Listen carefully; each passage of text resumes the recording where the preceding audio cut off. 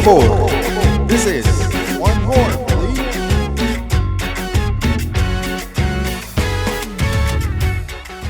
Hi, and welcome to another episode of Otra, por favor. How are you today, Jennun? I'm doing good. I'm excited to be here. I'm excited to just share a little bit more of my story and get to know you as well. Oh, thank you. I'm glad that I'm honored for like the fact that you reached out to us and wanted to talk about your music and your project. It's for me, it's meaningful because this is what Otra por favor is all about, and this is what we want to make it all about. We want to highlight stories that have to do with soccer, life, and culture, especially here in Austin. And today in the studio we have Jennun. She is a singer-songwriter, and you also do your music, and you pretty much grew up in church creating music, which for me it's good that I kind of get like something that we have something in common, and we're gonna go a little more into that as we go in the episode, but. Before I go into the the episode and everything, I wanted to ask you is at this moment which song do you like to vibe right now? Like say if it was like this weekend, like okay, this is my song for this weekend. My favorite song right now, like of my own or somebody else's song? I would say somebody else's song. Okay. I have a few, but I would say A Huevo Que Sí by Oscar Maidon. Okay. It just motivates me, you know, like I get up and like we're ready to go, like we're going somewhere. And I like music that moves me, you know, to get up, move, to be inspired, motivated, you know, things like that. So that's cool. Do you consider yourself a morning or a evening person? Evening. I do not wake up in the mornings. I just work better at night. I feel like less distractions from the world, you know, and I really get to just settle in and have time for myself because I feel like mornings are like, okay, we're about to get up and go do everything for the world. But at night, I'm like, finally, I have time to be with myself. So your juices flow better. Yeah. That's what happens to me too. Which is crazy because I went to a therapist one time, and she was like, you know what you need to do? You need to wake up every day at 3 a.m. and you need to go to bed at 7 p.m. And I'm like, yeah, that's not happening. Now her reasoning behind it was 3 a.m., okay, I know like that's like a powerful time because, you know, most people are sleeping or they're done partying, you know, or or getting ready for the day. So it's like, that's like the middle spot in the day. And that's when, most people aren't awake. So this therapist recommended to me, wake up at 3 a.m., pray, write, gym, and make music all before I go to work. And I was like, that's like, wow, maybe 4 or 5 hours before. Yeah. Okay. I'm like, I would love to do that, but my lifestyle, like I do things after 7 p.m. So it kind of just doesn't work for me right now. Maybe one day when I am in a different part of life, you know, that would be a little bit more doable, but it just didn't seem realistic. I think it was also a challenge. Like if you end up doing something like that. Yeah, I tried one day. Yeah. I did try one day. I didn't do too bad, but I wanted to go back to sleep as soon as I started doing things for an hour. So I was like, we'll try again another day. You woke up at, you want to sleep at 7. Woke up at 7:30. You were like, I'm going to take a quick nap. And then that lasted till 9 o'clock. 9 o'clock. Hey, you know what? That's actually, I've never thought about something like that. But I feel like, same. Doing that type of thing would be a challenge. Yeah, but that's the whole thing behind anything. It's all discipline. Yeah. Like, it took discipline for you to make the time to set up this podcast, you know? And it took discipline for me to schedule it in my life, too. So it's like, you know, it's when we all have our things in order, you know, we can work better together, I think. I think you're right about that. It's like I'm a believer in execution and put into action, right? So when you have the idea, it's good, but when you have the action, it's better. Yeah. And I think for that, how she told you to not just wake up, but also, hey, you put these things into action. Mm-hmm. I think that's a good, a pretty good how would I say, like, I don't know how would they call it in therapy, but that'll be a pretty good exercise to do. Yeah. Because then it'll make you approach things differently. Because you're doing something already, so I mean that's cool. That's cool. And the closest thing that I could get to doing what this therapist said was reading the book The Artist's Way. Okay. That book completely changed my life, and I think is a lot of the reason why I'm still going at this rate that I am today. Mm-hmm. I had a friend that I met her at a networking event, was getting to know her, and then she was like, hey, do you want to come do this book club? And I'm like, girl, I don't read books. Now, I don't watch TV. Yeah. I don't really watch movies unless I'm like invited to something, but I never willingly choose to do those things. Unless, like, I don't even own my own TV. Okay. So I just don't. And I'm like, reading, like, you want me to sit there and spend hours of my life reading some big old book, and that's just not my thing at this time in life. But because of making myself read that book with a group, so it took discipline to say yes. To commit to a group, and then we all come together, we all commit, hey, I'm gonna dedicate this time in my life for this, for myself and for the group. It's and plus when you get there, like, you have to share you read the book. Mm-hmm. It's just like, it was about this. People are gonna be like, sure. But the thing about this book is it made you take action. There was rules to the process. We had to take ourselves on an artist date once a week. So we had to take ourselves on a date, get to know ourselves by ourselves, and then we had to wake up earlier than usual. The first thing we did when we woke up, write 3 pages about whatever, but write 3 pages. And then we had little activities in the book, and then the chapters of every week, so it was like, it was a lifestyle. It was more than just a book. You found more like a good place to be in solitude.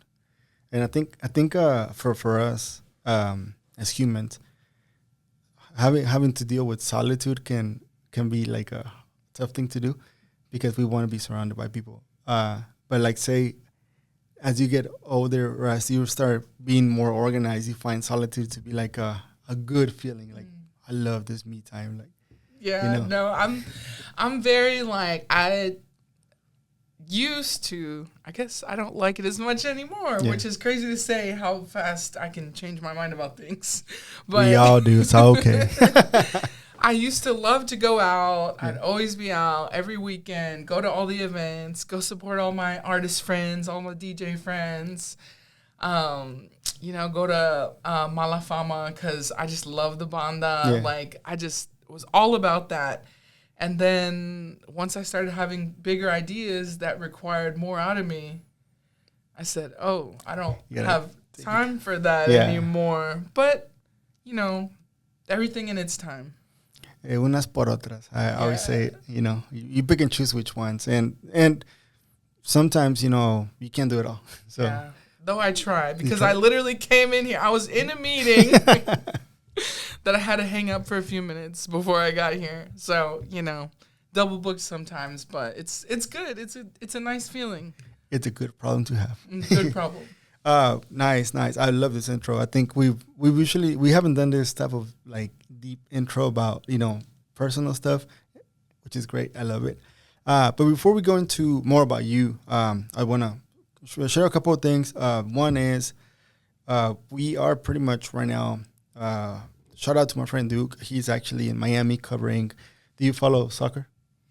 Not close. No. I don't watch TV, so I don't you're good, watch you're good. Sports like that unless, like, if someone invites me, hey, let's come watch the game. Like, I'll go. And I'll have fun, and I enjoy the sport, but I don't willingly watch things. It's all good. It's all good. No, it's one of my friends. He's covering a game at the moment. So he's in Miami. Shout out to Duke. He's covering for our platform, Otra. So he's been killing it. I hope you guys see the work that he's doing. It's amazing. He's like you said, he's taking time and he's going there. And so we have Volada Vodka. Volada Vodka.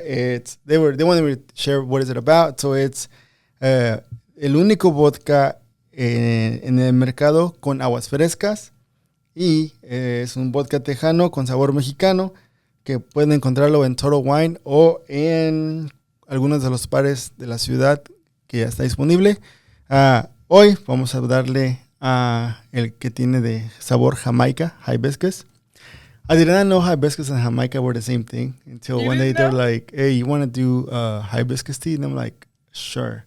And I had it like, bro, it's agua de Jamaica. They don't know. So they're just saying it wrong, honestly. They're just saying it wrong, obviously, yes. But recommended chilled. This one I put in the freezer, and I'm keeping it chilled in the cooler here. We're going to have it with Sprite, so if you can have me your... Oh, and also they gave us this amazing cups right here. So I'm excited for Volada. They remind me of, you go to the... Tú me dices, me dices cuándo, because I have a heavy hand. That looks good. Thank you. Mm-hmm. I'm gonna keep going. You know, like the little markets or the Jamaicas where they have like little events, drinks. It's like I feel like I'm at an event right now. Like it is an event. It is an event. Everything should be an event. Well, life is a beautiful event. Salud. Salud. Cheers. Thank you, Volada. Oh, it's nice. Ooh. It's and I'm not a big fan of vodka, but it's a good kick. It has a nice. It still has that Jamaica flavor on it. And I'm gonna. It's better to have it more chilled. I actually poured the Sprite earlier, so I can remember that to pour it. And however, drink it with more ice. Aparte, I forgot to order the ice earlier. That was my bad. But anyways. Great, amazing. I love it. And they're gonna be sponsoring one of your events with product, which we're gonna talk about later. So again, Volada, thank you for this amazing product. Muchas gracias, Volada. And if you guys go, I'm pretty sure they're gonna have these glasses on sale. They're so cute. So now we're gonna go into La Carnita, into the life of the artist. This part we talk about you, we talk about your story. If you can share with the audience, where are you originally from and how did your childhood shape the person you are today? Whew. Okay. So my name is Jennun. I am from Brenham, Texas. I grew up in band, drama, and choir. So I kind of already knew from a young age where I would be, where I would end up. But Brenham is a small town, so I didn't really have the resources that I needed to really fulfill that dream at the time. My parents grew up from very difficult lives, and my mom, being from Mexico and my father being from here, having lost both of his parents by 15, my parents didn't set me up. That was just what it was. Yeah. So,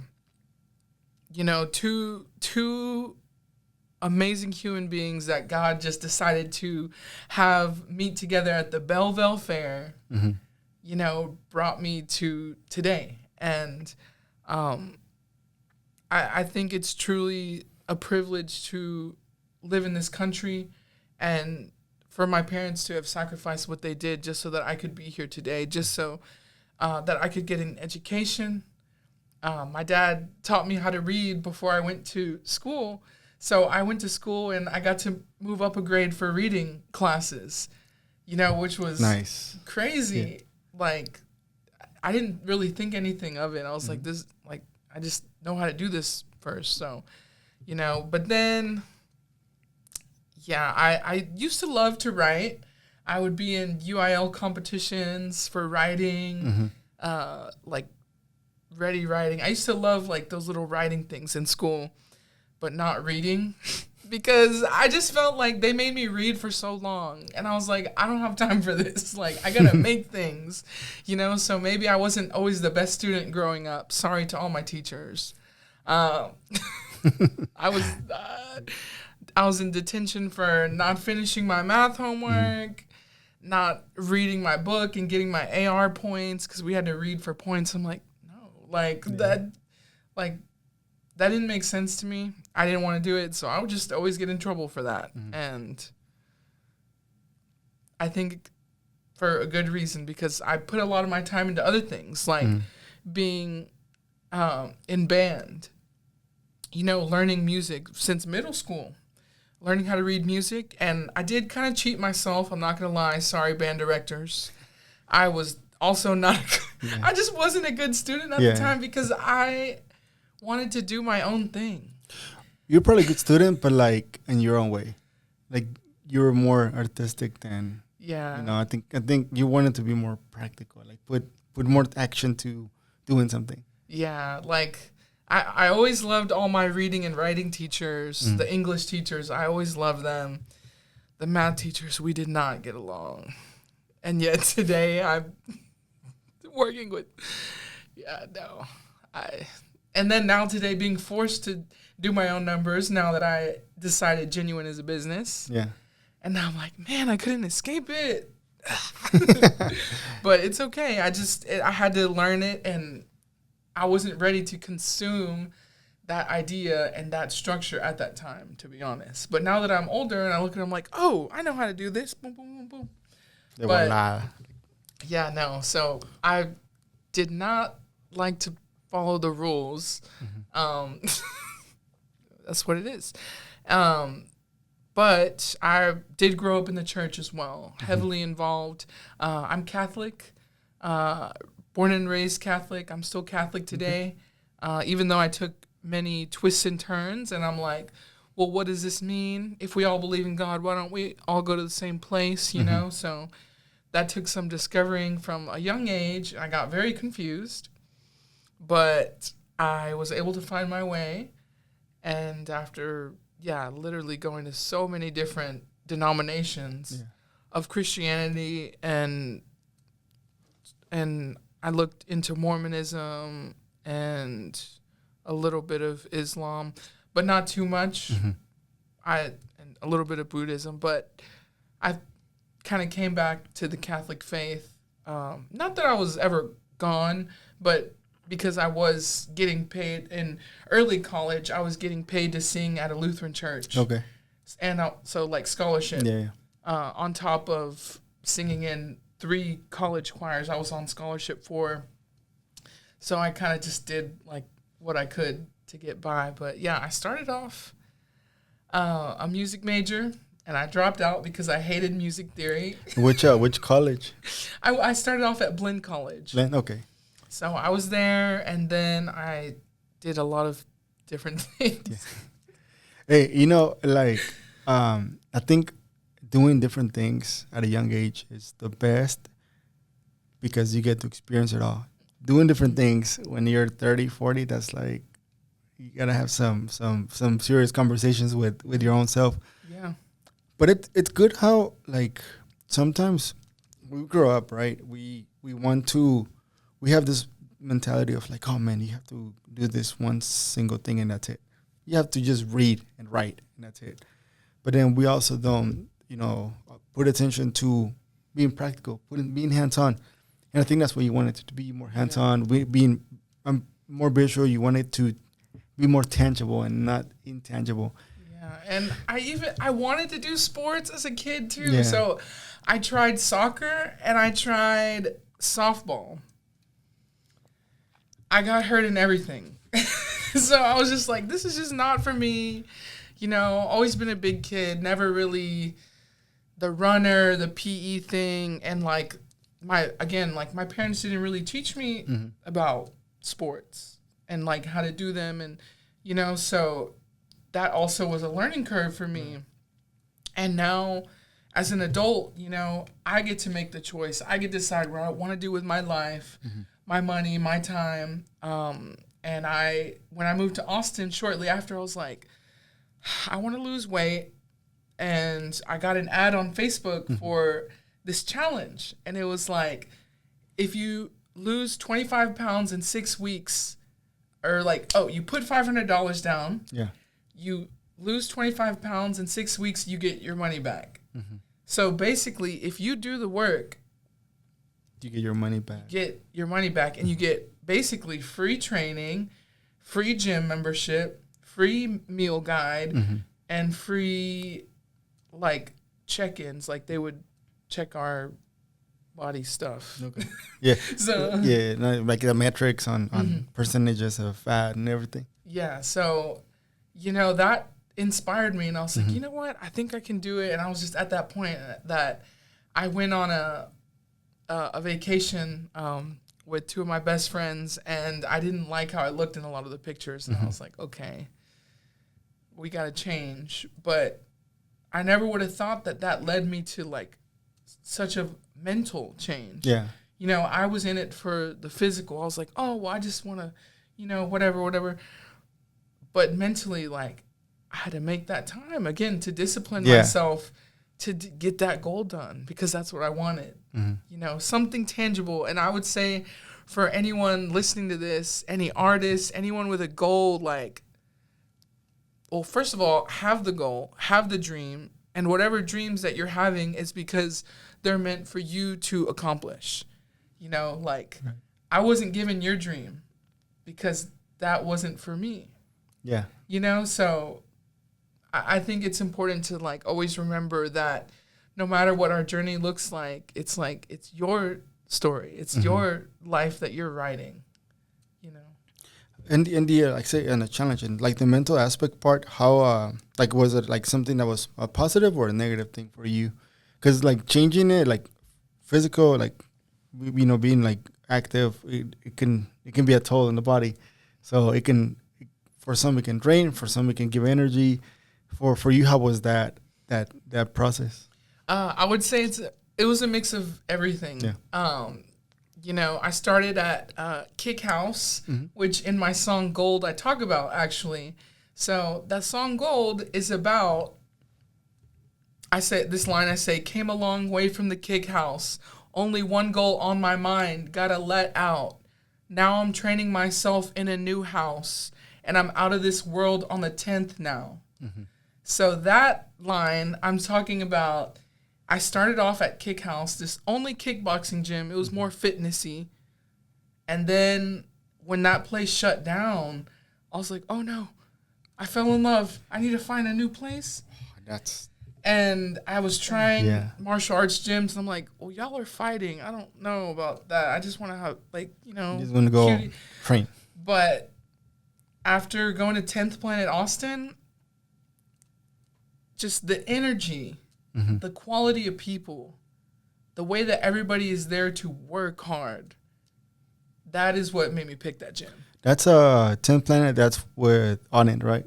Or Black Swan? What? I mean, they're kind of like associated, but more known like Eddie Bravo, Joe Rogan's gym, how most people might know it. So it's funny because whenever it was during the pandemic, everything shut down, and now I work in the fitness industry, so we connect with different brands, and by that time they had released it's called On It 6 program, and I was able to do a lot of their body weight and kettlebell at home. That's awesome. And it was great because at that time I was working my full time, which is this job, but also working another part time just to have extra so I can pay for my wife and I's wedding. But it was like, it's a thing like you said, like no matter what, like now it's up to me. I have all the tools to get shit done. But it was great. But then like sharing, I'm sharing this because when I'm working out, I'm like, oh, I like the production and the video.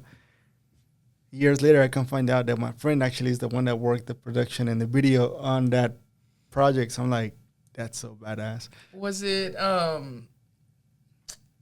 why can't I think of his name right now? I'm thinking of two guys. Preston? No, it's Jim Walters with Jimbo. He's a tall, beautiful guy.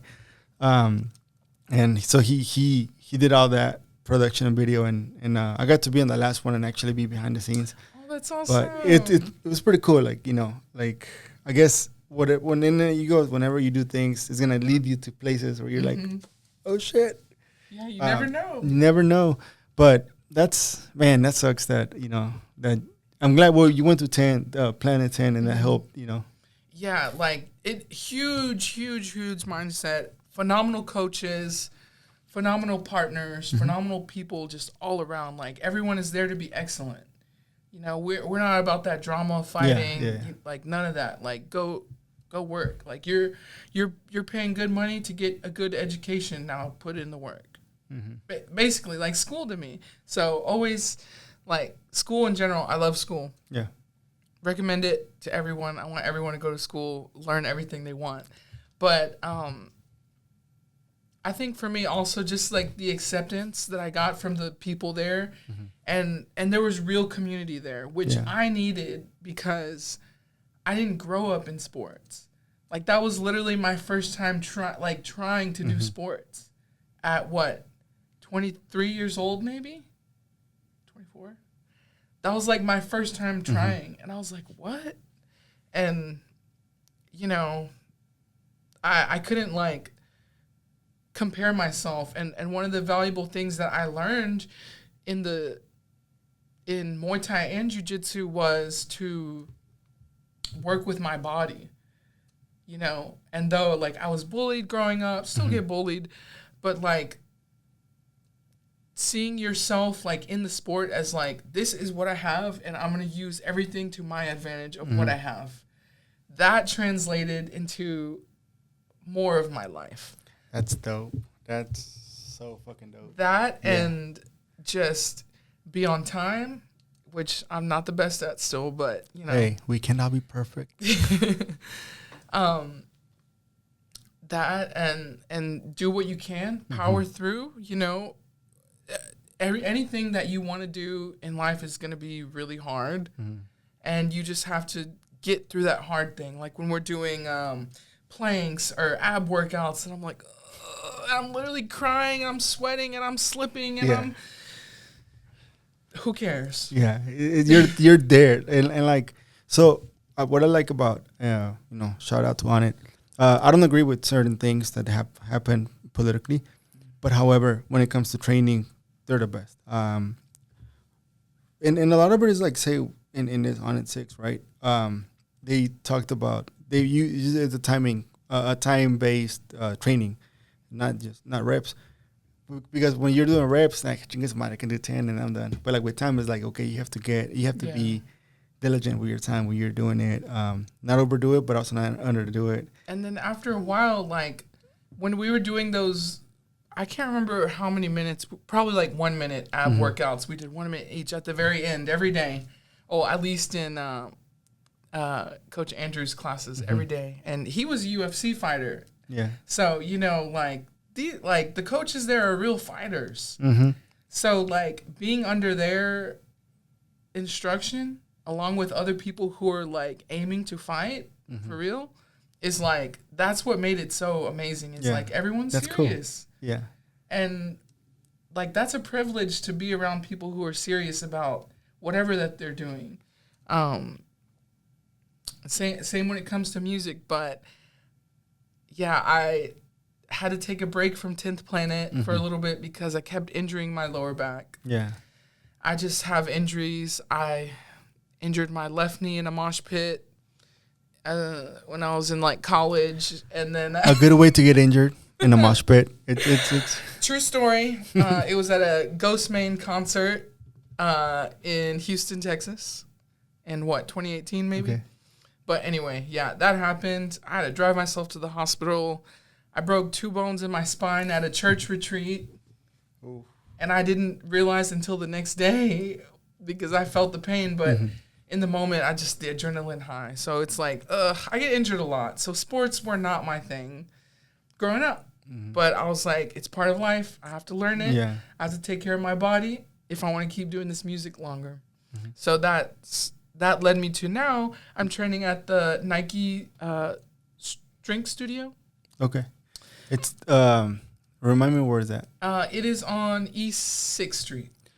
Okay. It's next to Crumble around there. Okay. Right there. Yeah, so how is it? I love it, and I never thought in my life that I would string train. I really like. I was like, man, I would see people and I'd be like, oh, that looks cool. I don't know if I could do that. And then my mom would yell at me, well, no te lastimes. Like, don't hurt your back. Like, you already get hurt all the time. Like, and my mom would just get mad at me. And I'm like, but there's no other way around this. I can't, like, baby my body and never do anything athletic because I've been injured. I have to go through it. And that was just more lessons, that I learned, like. So, yeah, I did get injured again. I already told my mom, so she already yelled at me. But now I can tell you. If not, you're finding out right now.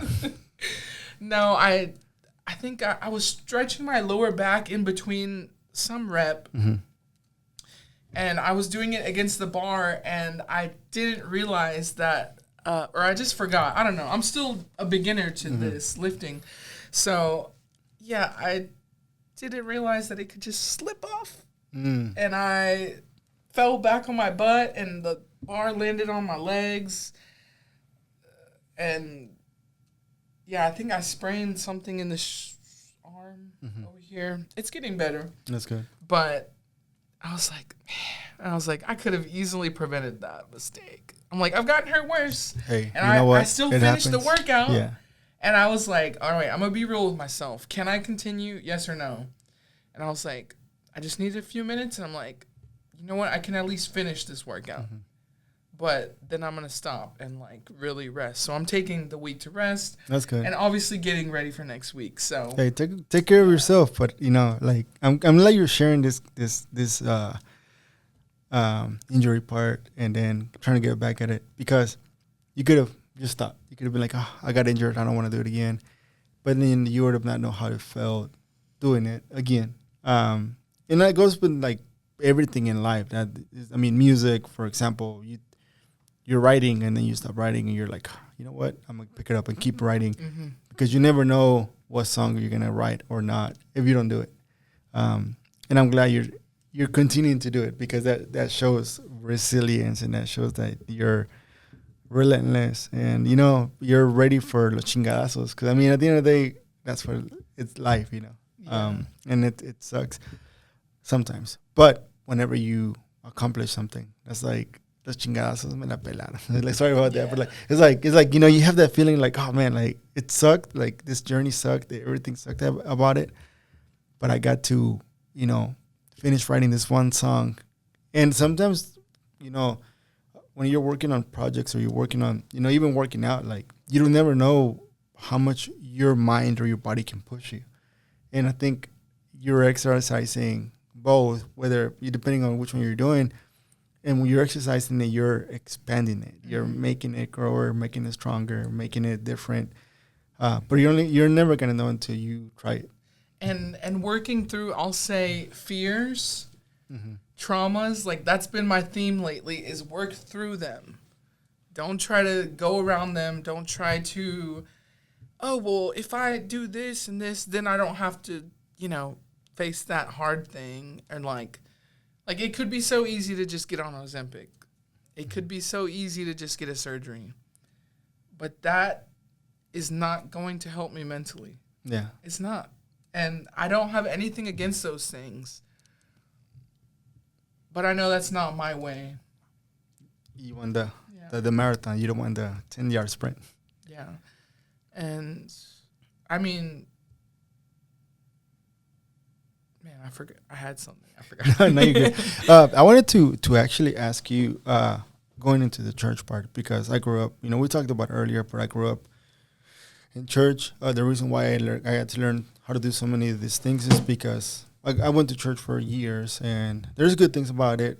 There's some things I don't agree with it, but there's overall, like if you're looking for a place to feel welcome, that you feel like you want to belong somewhere, a church is a good place.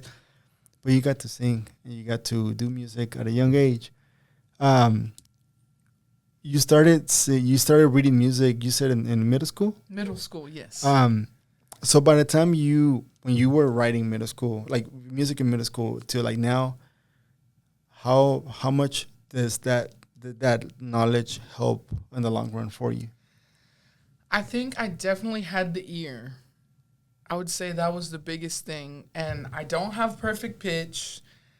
I'm not the best sight reader. I don't have my same chops because I played trombone. Mm-hmm. And then in high school, I also did tuba. So I had trombone and tuba, bass. Bass. And I don't know why I was Bajo. I was reading that in my head or something. But, a lot of wind, a lot of breathing, which I needed for singing, where I needed to learn how to control the air, move the air. And I forgot, I'm sorry. No, you're good. It's a lot of breathing, a lot of, controlling your air. And then, like say with that, like say, because you also like in a church, you work on structure because every weekend you have to perform, you have to play, you have to volunteer or work if you get paid. That helped you as well as you got older because now that you're having your own project is easier for you. You already know you've done it since you were younger. So coming in now, it's just like, you know what? Ya la hice. Yeah. But it's different now. Yeah. Like you would think, y'all would think it's going to be a piece of cake, but I literally had a vocal lesson yesterday. And it'd been a while since I had a vocal lesson. Been a few months, but like I haven't been since really sophomore year of college, which was a long time ago. And I was like, you know what? Well, fun fact, tomorrow I'm going to try to audition for something. And I need my voice to be in, find it a little bit better. But yeah, in my vocal lesson yesterday, this coach was able to better help me and give me a trick to use to find my voice. Because I have multiple voices, and because I grew up being taught choral music, I sang very more like operatic. Okay. But when it comes to other types of music, like no one taught me that. So the only thing that I knew was like kind of church style music, how to sing. Yeah. And I would follow along. Oh, and musicals too. Because I used to be in musicals as well. So, okay, I learned from those things. But now I'm like, now I'm writing the script. Now I'm creating the character. Yeah. But really I'm just saying my life. But it's still the character. Now I'm depicting like all the details of how I want that to be, how I want to be. So it's been a fun journey, and I'm still discovering my voice. Like when I was in high school and I auditioned for a musical, I think it was my sophomore year of high school, and the choir teacher was like, "You need to be in choir." And I was like, no, I just like only sing for musicals, like just for fun, to act, not like sing. And the choir teacher was like, "Let's go to my office and let's go check your range." And I was like, okay, and you went. Why not? Yeah. I went, found out that I could sing 3 octaves. Okay. Which is rare, to say the least. And I was like, okay, so I have something. Well, she's like, "You need to be in choir." I was like, okay, fine.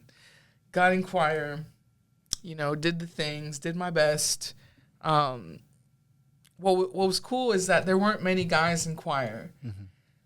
But I physically had the capability of singing really low. Okay. So one year for a competition, I sang the bass part as a solo. Wow. As a woman. Yeah. And they didn't let me compete as a bass part. They didn't let me compete against the guys, even though I was physically able to do it. But they did. Well, the thing was, I had to switch to more alto, and I had to play in that field versus like doing more of what I was built for. So, I don't blame the teachers or anyone, but it's like one thing that I wish schools could kind of cater to. And I know this is very like you really have to stick out and like be something so different in order to have those special privileges, I guess. Like what makes you different? Why is this important? What's the circumstance? Like, that's how things change. Mm-hmm. Because not everybody's following the same, well, we all sing like this because that's the way we do it, because I'm a woman, because that's how things have been, you know? So now that I get to create the character, I mean, I don't know if people know this, but if you really listen to my music, I layer like 6 to 8 harmonies. In the song. And it's all my voice. And people are like, whose voice is that? I'm like, me. Me? I did. Nice. I'm like, I did that. I can do that. Mm-hmm. You know, and again, to whatever's palatable, but I know I have many different capabilities with my voice. And even though I was bullied all my life, like, you sound like a man, you're supposed to be a man. Like, I realized that everything that people bullied me about and do bully me about is because, like, that is my superpower. Mm-hmm. That's what makes me unique. The fact that you can do it and you can get it done. Yeah. That's pretty cool. Because I was listening to one song and I was like, and I would hear you and I'm like, whoa, she's getting the lows. Like, she's hitting the low tones. And and then you went up. I can't remember the name of the song, but it's on YouTube. Like, you were doing the lows, and then you went up the highs, and then you were switching it back and forth. Not a lot of people can do that.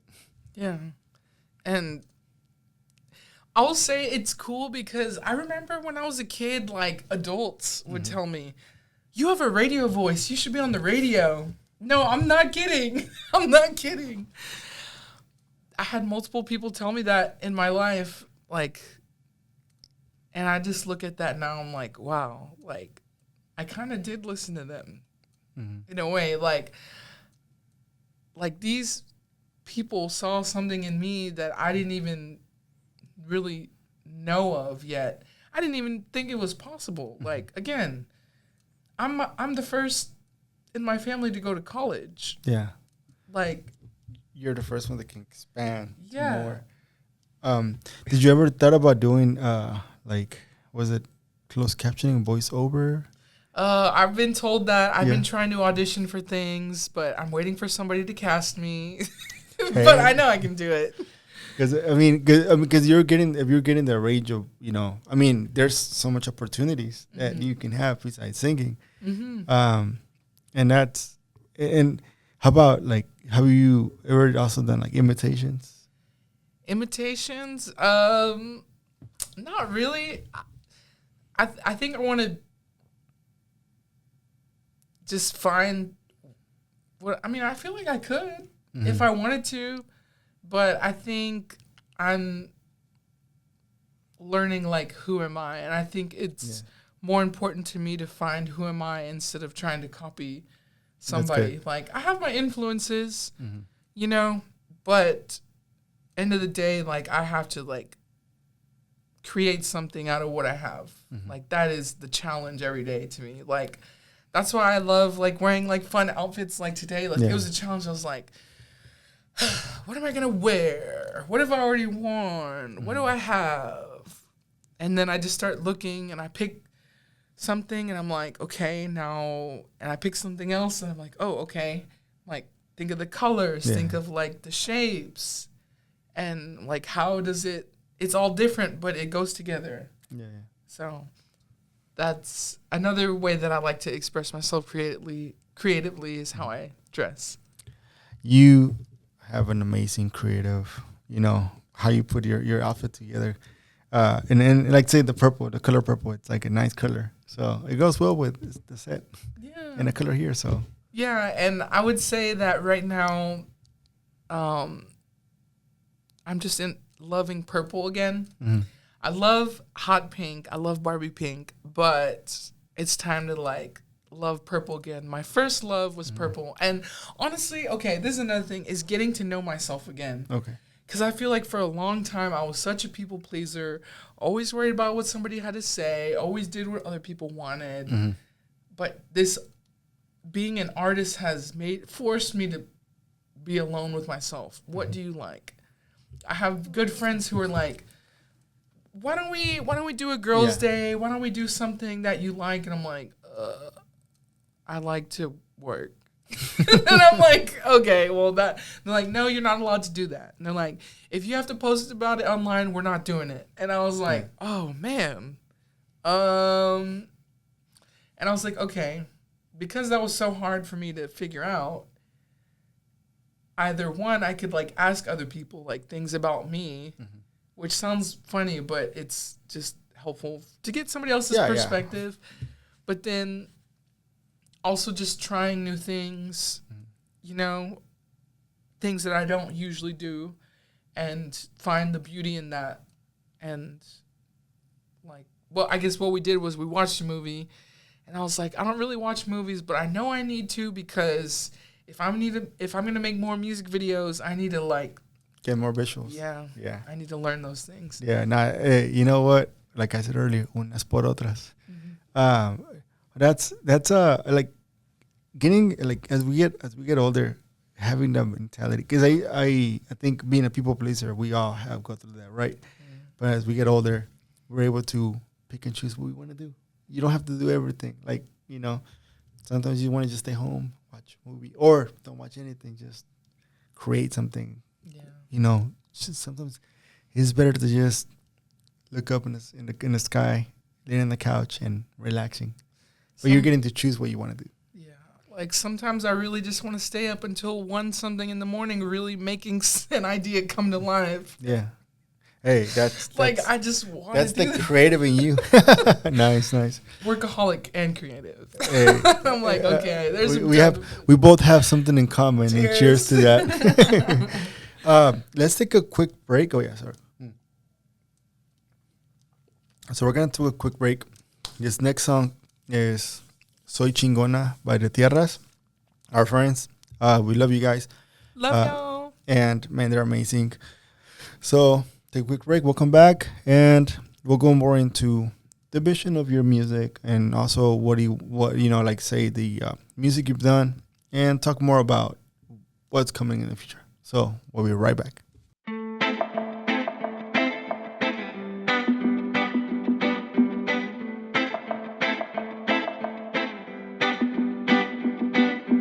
I've been saying every day that our sisters are ready for a change, even though you're standing in our way, telling me it's not my place to say. Gonna leave the doors open, gonna crash the walls burning.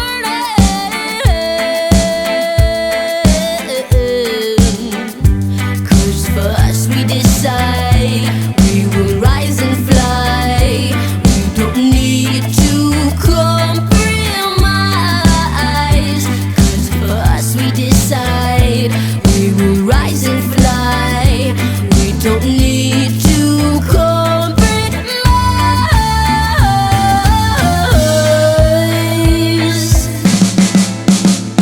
Canta conmigo, aquí estoy.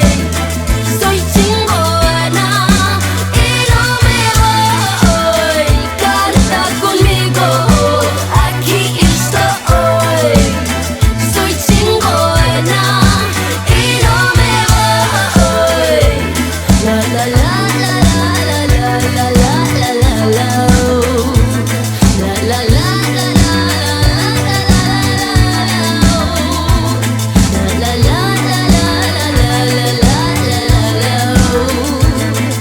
la la.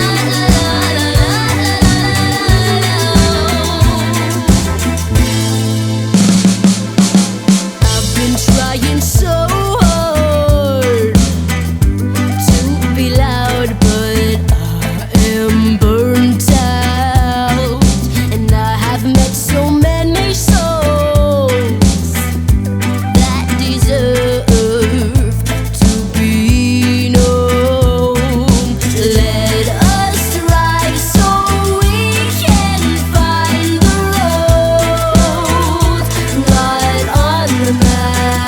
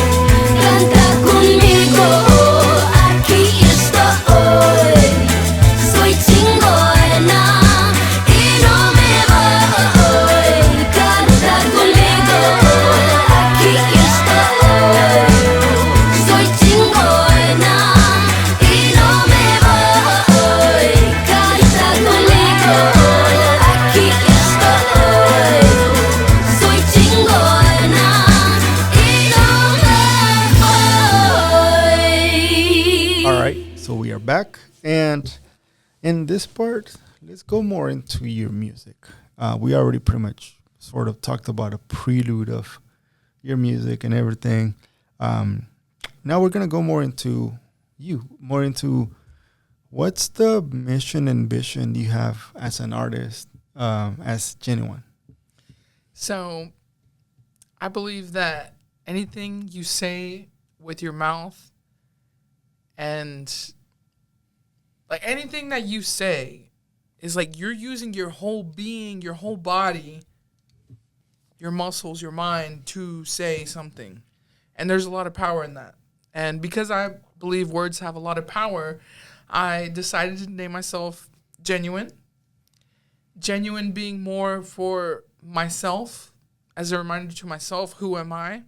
So when I introduce myself, hi, I'm Jennun, it's more for me. Yeah. Like, hey, this is who you are.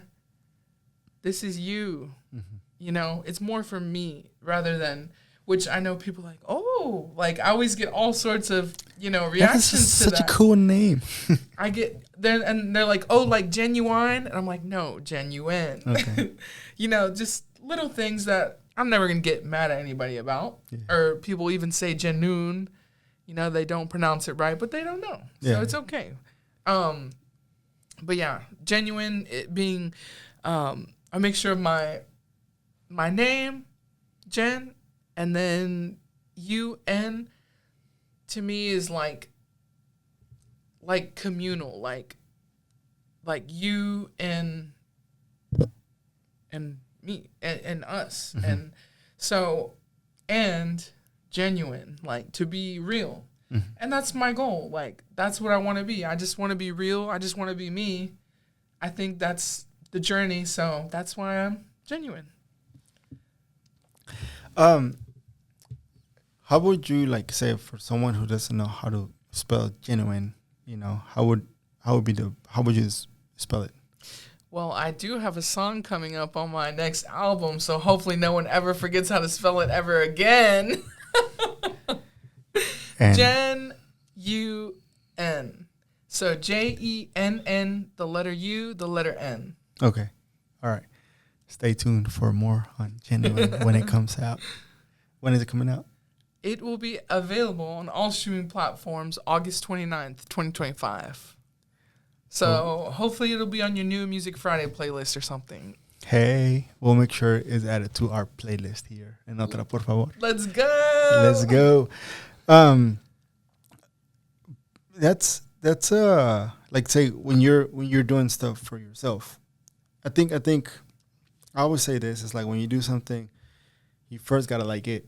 You first gotta love it. You first gotta embrace it, and then you can share it to the world. Because then when you're doing something that you don't believe on, people are not gonna believe in it. It's gonna be like you're gonna be like, well, I did it, but and then people are gonna notice that. But how you're saying, you wanted to do everything for you, like even the introducing your name to the person, how you want to say it, the meaning behind it, it grabs so much depth on your project. And it's not just making music. No, there's a life story behind it. There's a storytelling behind it. Yeah. So like for you, like what when you create music, what are the things that you look into doing first? Like, do you first write, or do you come up with the rhythm and then you do the song?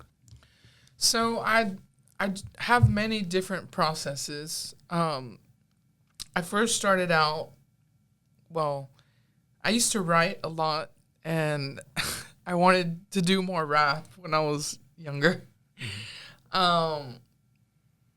Yeah, I remember in 2016 or 15, somewhere in high school years, I wrote something. I'm like, this is going to be my first album, which is crazy now that I think about it. It's probably in my Google Drive somewhere if I can remember. But anyway, I wanted to be a little rapper back then. And, you know, and then when I first stepped into a studio, I started off with a beat, and then I wrote over it and then added more. But now as I've gotten more comfortable in like writing in myself, like sometimes they just kind of come to me. Mm-hmm. Like it'll just come like to my whole mind. Like I had a moment during South by this year where actually I think it was after the night that I saw Oscar Maidon perform at Malavida. Okay. It was the Rancho Humilde showcase. Yeah. That night, when I got home, right before I went to bed, I laid down, and as soon as I closed my eyes, I just got like 4 songs in my head. Like, these were not written. Mm-hmm. It just like, I was so tired. I mean, like, I was so, like, exhausted from... Because South by is a lot of walking and all that. You know, it's a rally. It's a physical... And in Spanish, we call them la chinga. Yeah. Wait, do you cuss? Sometimes. Oh, sorry. No, that's okay. You can do what you want. All right. Then in that case, now, go ahead. No, but, yeah, I was so tired. I went to bed and, like, I just heard these songs. They just passed through me. And I was like... And, like, when I have ideas, I always try to catch them, write it down, record it, voice memo. But this time, I just, like, let it pass, and I was like... But I was literally so tired. Like, I could not catch the idea. Yeah. But that's also part of the process, you know, is picking which ideas that I want to run with or not. Sometimes I'll think of a random thing and I'm like, oh, I feel like Sexy Red would like rap this, but I just came up with it. And I'm like, okay, well, I wouldn't say that, but I thought of it. Yeah. And I'm like, okay. And I have other times where I try to think about something and I try to write around a theme, which I'm still learning, but I like to be more impulsive and flowing with my creations, like however it comes. Or just like if I think of a melody or something, like, ooh, I like that.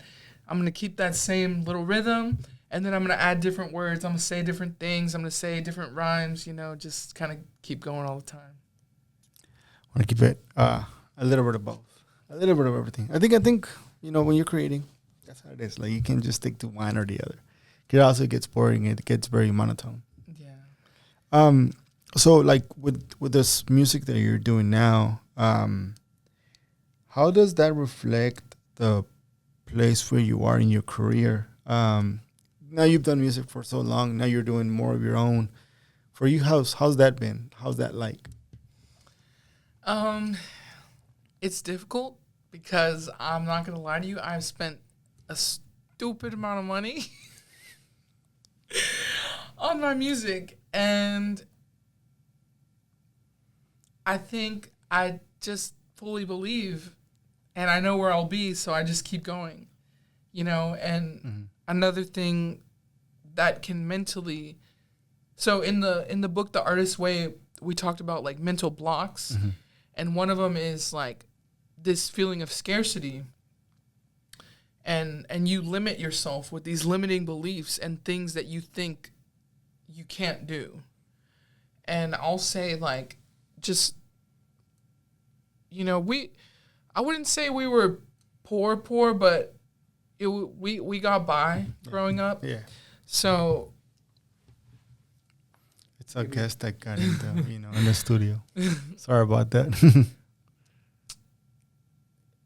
Yeah, but definitely, like, growing up poor, like, put a lot of fears in my head. And, like, oh, I can't do this. That costs too much. I can't buy myself that. That costs too much. I can't, like, so it was a lot of I can'ts. But then reading that book, The Artist's Way, and just, like, I don't know, just being risky and betting on myself. End of the day, like, nobody's going to believe in me, like, if I don't believe in me. Yeah. You know, Yeah. and it's like, do I really want this? And I really had to sit, and I'm like, oh, well, my past, or what if and I'm not, and like all these doubts. Yeah. But senior year of high school, I wrote in the newspaper for like my youth focus for graduation. Mm-hmm. I wrote, after high school, I want to graduate from college and be a famous singer. So I wrote that in the newspaper, in in my city newspaper, before I even knew I would be doing any of this. Yeah. I literally did. I just like, I want to do that. Like, if it was limitless, like anything you want to do. And that's what I wrote down, and that's what I wanted, and that's what I still want. You manifested on what you wanted. And I think, like, at a young age, having the type of thought, the belief, it's like, te la tienes que creer, especially whenever like, for some people, I want to go to college and, oh, man, I want to become a lawyer, a doctor, but life of education, it can be expensive. Music, same thing. But I found my way. But you found your way in both, yeah. Like, I started out, I was like, so I grew up, I was in GT classes, gifted and talented, so like the advanced classes, so the little nerds. No, we were smart kids, not nerds. Everyone was not a nerd. So I grew up around those people. A lot of them, their parents went to college. Mm-hmm. But not mine. So I remember junior year, I was like, I need to do my SAT. I need to do this test. I need to apply for all these schools. And I'm like, why are y'all freaking out over here? Yeah. Like, but I didn't understand then, And honestly, my senior year in high school, I didn't even think I was going to go to college. Yeah. I kind of like looked at my parents and they're like, well, if you want to go, you can go. But we don't know how to help you. Mm-hmm. And that kind of sucked. But I think that was my gift because, okay, well, if I want to go, how am I going to go? Okay, I was in, activities in school, so I got some scholarships. That's good. And I got on a choir scholarship. So what I had to do was I had to be a music major, be in that program, sing in 3 choirs, and then I had some scholarship. And my first semester, that was not really cutting it, and I moved on campus which was so dumb. It was not, actually, it was the perfect choice for me, but, my parents did used to give me, they felt some type of way because my college was literally 5 minutes from my house. Yeah. 5 minutes from my parents' house, and I did not want to live at home. I sat my mom down when I was 18. I was like, Mom, I'm moving out. I'm sorry, I'm moving out. I have to leave. I left. I moved to the college dorms. Yeah. It was great. I had all the fun in the world. And then I was like, all right, well, how's this going to get funded here? Mm-hmm. That next semester, I became an RA. So I was a resident assistant, so I got a living scholarship. Mm-hmm. So I was like, okay, got that covered. All right, now how do I pay for school? I had to figure out how to do my own FAFSA. And then there was a lot of problems in that process for me. But just keep going till I get the money. Keep going. And then, I was an RA and I was on choir scholarship. So that was already a good amount of money, that I didn't have to worry about.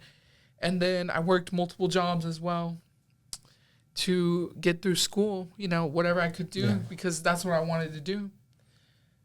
No college savings, no nothing, whatever, take out loans. Okay, yeah. And for 5 years of college, I only took out about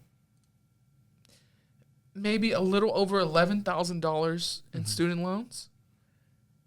Plus, plus interest, boo. But I worked. I just worked through school to make it happen. And I'm really proud of myself. And my journey was twists and turns.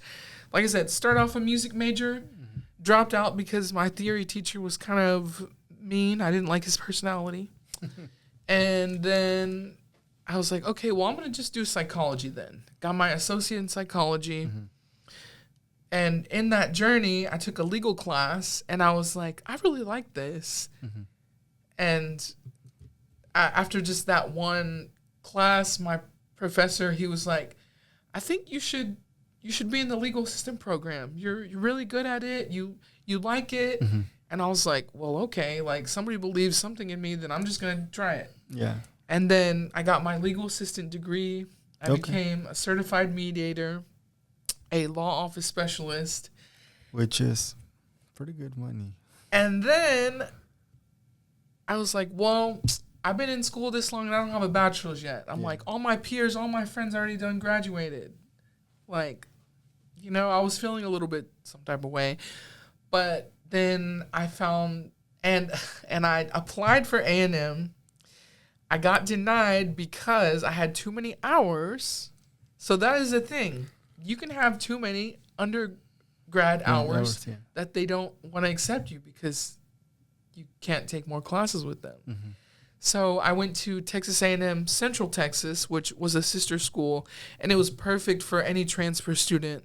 I'm so thankful for that school. It was right there in College Station, so same location. So I went from Brenham to College Station area for school, and then, yeah, I was the first to graduate from the Relis campus and walk across the stage. It was COVID, you know, so we did stuff from home, but what a luxury that was, you know, like I'm going to save money that way.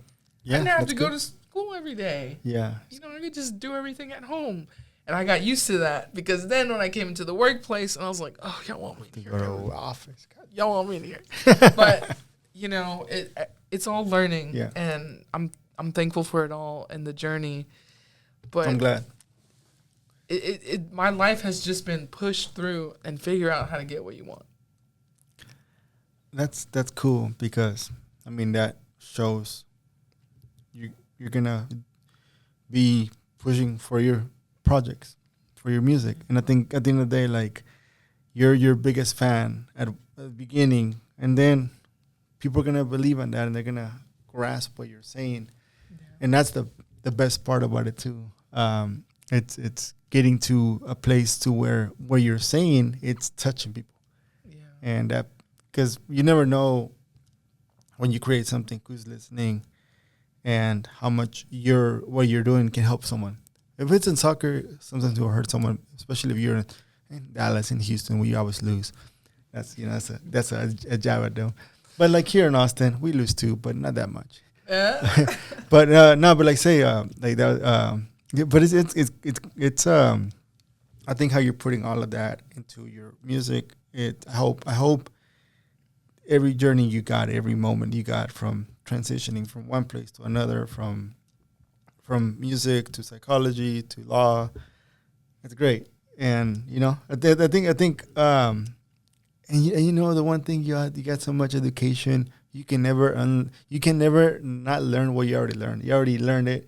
No one can take it away from you. No one can take it away from you. That's it. Like, you know, I thank God that my dad taught me how to read. And even though I didn't like it, like, I only cared when it mattered, like when it was applicable, like actually helping people. Like when I get to read like legal things and I'm like, ooh, this is so fun. I'm like, that's what that means. Boop, boop, boop, boop, boop. And I just like race, you know, that's fun to me because that's the truth. And to me, the truth is very important.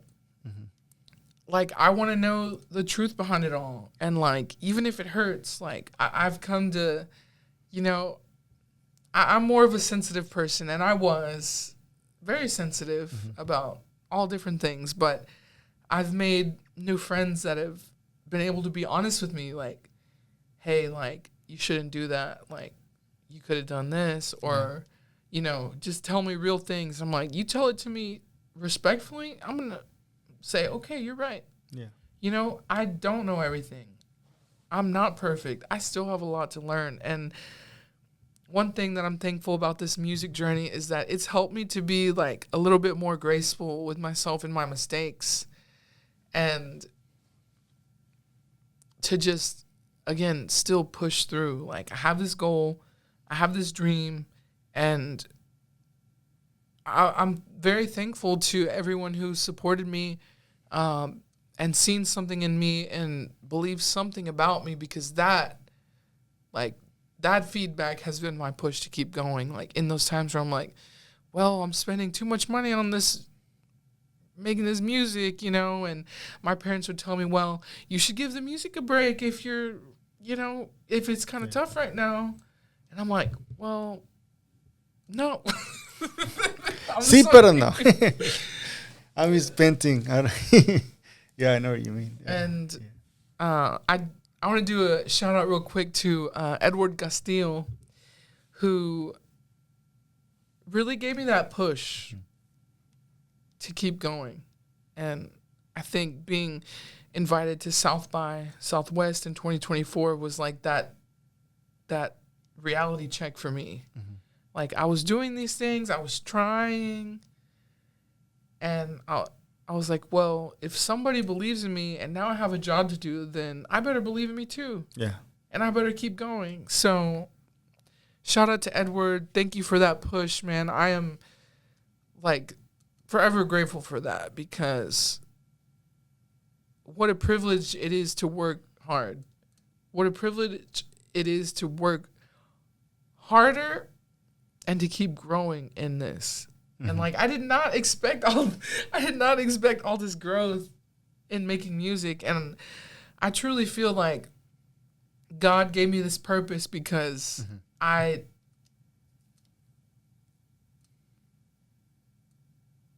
have the guts. Like, I will do it. And I think that's why I'm doing it. And I've been able to do all these things because I'm supposed to do it. Speaking of doing things, what do we have coming up? And by this time, so this episode is going to be releasing the same afternoon as when you release a song. Can you share more about what's going to be happening in this whole production, post-production of the song and the events that are going to be occurring? Awesome. Yes. I'm excited to share this. So I've been working very hard, and after 3 years of making music for you guys, I am finally going to put out an album. I'm so excited. Like, it kind of doesn't feel real yet because, you know, I still feel like a little bit alone in my bubble. But yes, next Thursday, August 28th at Mira Mira Venue from 6 to 10 p.m., I will be hosting my debut album release party for Mejor Sola. And this is extremely special to me, not only because it's my first album ever, but I also submitted 5 Grammy entries for this project. So that was just like something I never really thought was attainable at this time, at this point in my career. But thanks to Grammy U and Grammy U's 20th year anniversary this year, they gave Grammy U members the opportunity to enter to win a Grammy. Mm-hmm. So, like, this is going to be the first year that any artist that's a Grammy U member could win a Grammy that's not already in the Academy. Oh, that's cool. So that was an insane opportunity. And I was like, you know what? I've literally been waiting. I didn't know that would happen. But I've been, like, working hard and waiting for, like, to release a project. Mm-hmm. And that really, again, gave me that push. All right, here's this opportunity. How am I going to get it? What do I have to do? Mm-hmm. What am I going to do?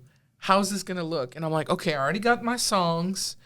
And then from there, you know, I built a team. So I have 3 interns, about to get a 4th intern, who have been helping me along this journey to prep, because doing all this was not a solo thing. Like, I do a lot of the work, but I have not been alone on this journey.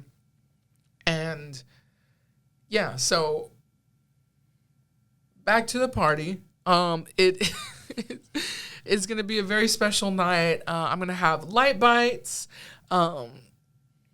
photo ops, of course, beverages, and we're going to do a premiere listening experience. So I'm going to let everyone listen to the album right before it's out.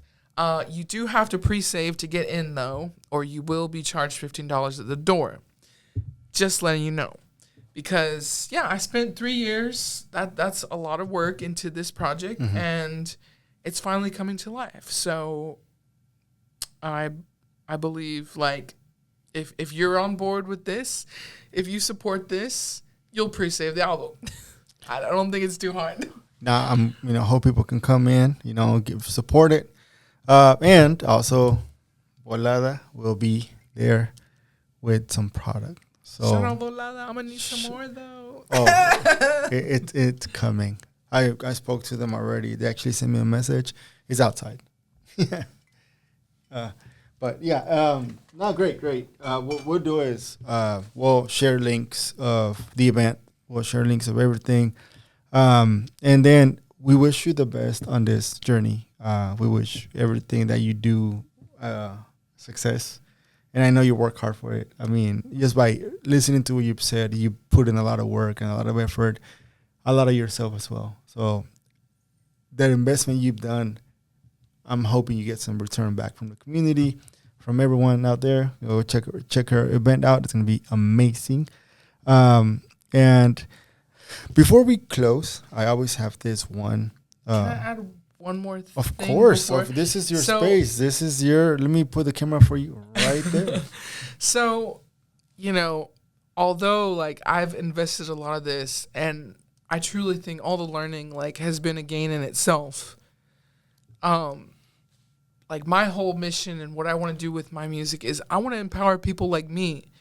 I want to empower people who look like me, who are different, who feel outcasted, who feel like they don't have a space where they fit in, because that was me my whole life and even still today.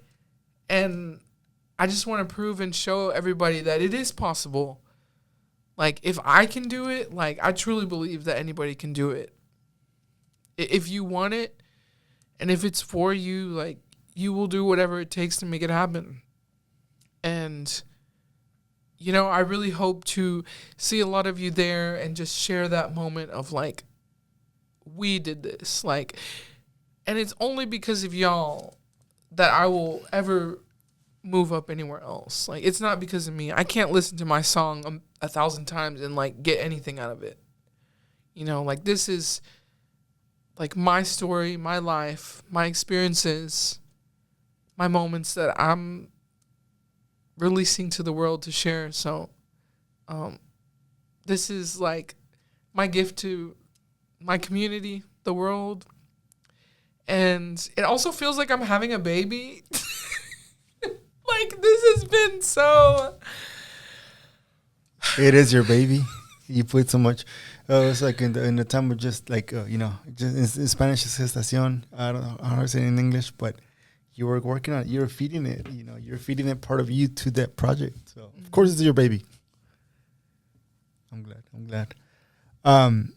And I wanted to ask you, what do you do to? It doesn't have to be something super like extravagant or super complex, but it's something simple. It could be simple, but it's like about mental health. What do you do to remain sane and also take care of your mental health? Because you have a lot on your plate, work and also doing this project. It takes time, but taking care of yourself is important. Yeah. As I said earlier, the gym, I do that to take care of myself physically. Mentally, I've been getting into audiobooks lately. Right now I'm reading The Courage to Be Disliked. I'm loving it. Spiritually, I'm getting back to church a little bit more regularly than I was for a while. And I will say music in a way was a distraction. I kind of had to tell God, like, okay, like I'm trying to do this. And like I had to get to the point where I went into confession. I was like, all right, here we go. Here's everything. I'm going to throw it in the trash. I don't want it anymore. It's not part of me anymore. And we're new. And I feel renewed. So spiritually, I feel like a new person as well. So mental, physical. Oh, I forgot the mental.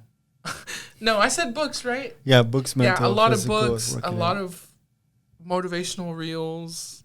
I like to listen to Father Mike Schmitz on YouTube, Coach Val on Instagram, and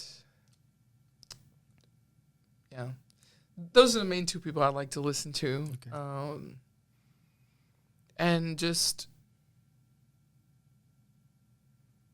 I don't know. I just have to keep a positive attitude. And it's so easy to get bogged down and, like, be tired. But I just have to, like, remember to be thankful. Like, that is, for me, mental health. Like, be thankful. Like, not everybody gets to do this.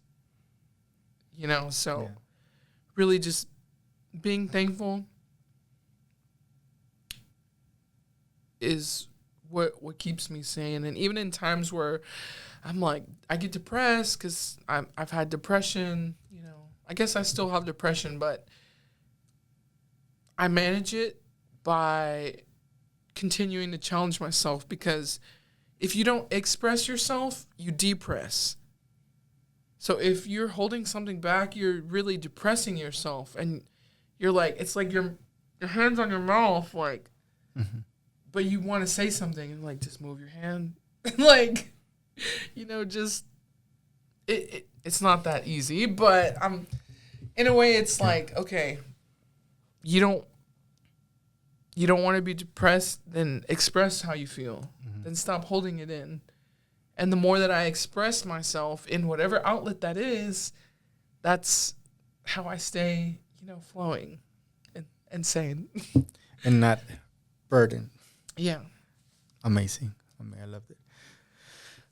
I wish you nothing but success, and I hope this, you know, party that you're gonna have, a lot of people can come, and also that you get a shit ton of views and listens, and people can catch it, and then who knows, maybe we'll get to see you in the future. Are you gonna be performing live music in the event, or is it gonna be what is the dynamic, so that way people can get a more of a context? Right.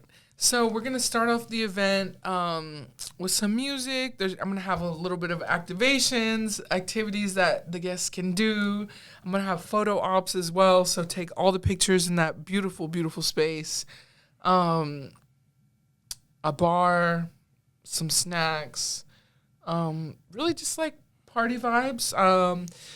If you know me, you know the type of people who come to my things, so you never know who's going to be at one of my events. Maybe somebody really important. Maybe someone who you can work with and collaborate on something with one day.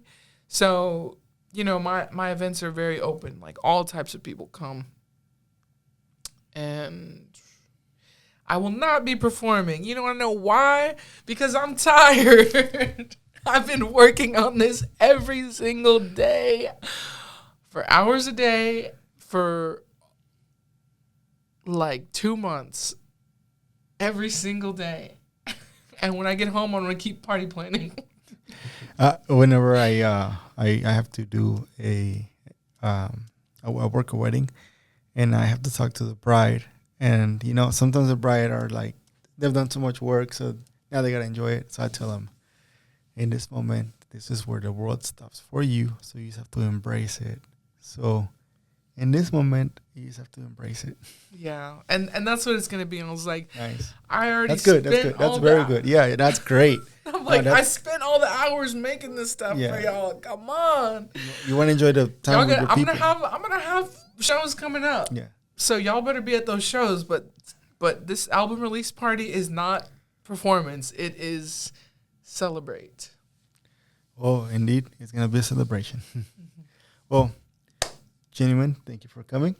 I really appreciate you being here and reaching out. I hope that what we said here, you know, helps along the way of what you're doing. And then, like I said earlier, wish you nothing but success. Everyone, thank you for listening. Thank you for checking out this episode. And everyone that's listening, I greatly appreciate. And for me, it's a blessing, because your engagement, it's what feeds our platform to grow.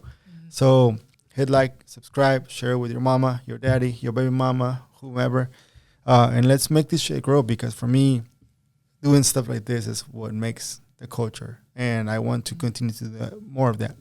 So thank you for having me. Hey. Saludos, se porten bien, and arriba la América. America is the best team in Mexico, the best team ever. The other ones are small.